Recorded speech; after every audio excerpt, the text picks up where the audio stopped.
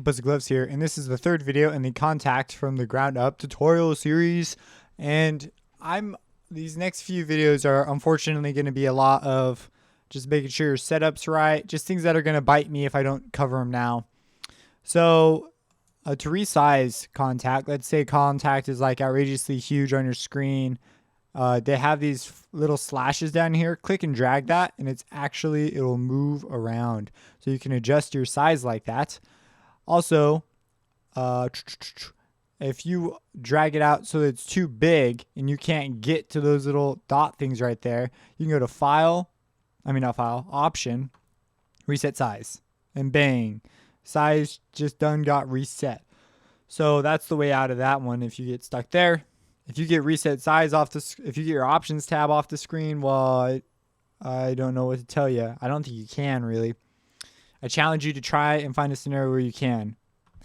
So I'm going to cover these three tabs right here: browser, master, and info. So browser just gets rid of your browser or makes it come back, and you just click it to do so, and poof, it goes away, it goes back. It's pretty self-explanatory. You have your master, which is okay. So when you get more into Kontakt and you start developing instruments and mapping out instruments as you are creating them, you are going to want to put samples down on the sample map area. And sometimes your samples will be a different note than C. See, if this is your first time, you're probably used to everything just kind of already being in key, unless you're big on sampling. Then you're used to almost nothing being in the key that you want.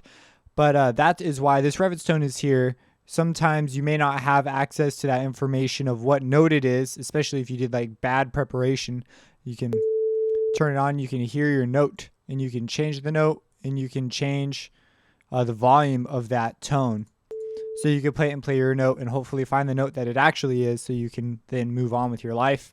So this is your tuner. It's at A440 right now, and you can detune it and be really specific. To return values to their default value in Kontakt, hold down Control and left click, and it will return it to its default value. Even if you're running it as a plugin in some other DAW, I found this to be the case.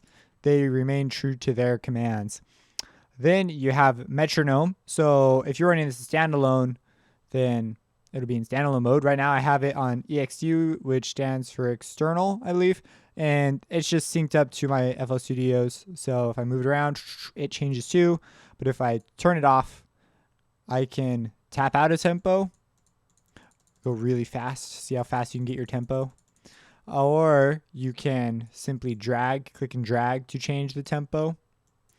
And you can even double click and type one in. So if I want to hear my metronome, we're going to turn my metronome down. You turn it on, but if I hit play, no dice. I have to hit play on the Kontakt itself. So play, and you hear the metronome come on.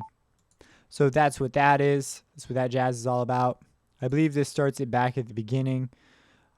These are interesting features because they're really more specific towards DAW than, I don't know why they'd have a second play button, but I'm sure there's a reason that I do not know about, especially when you start getting into more complicated stuff. There's always like reasons that you want buttons like this, just options available to you. Then you have your volume, and it's set at 0, so it's already sort of at the max, but you can amplify it if you so desire, or you can set it out so that things come out really quiet. And if you have a multi open, this could be a big deal because it'll adjust all the volumes at the same time. Versus if you do not have a multi open, it may not be a big deal. You could just change the volume on the individual instrument. But once you've got your mix, this could be really helpful. So that is the master tab. And then this last thing is your info panel. Now it's this guy down here.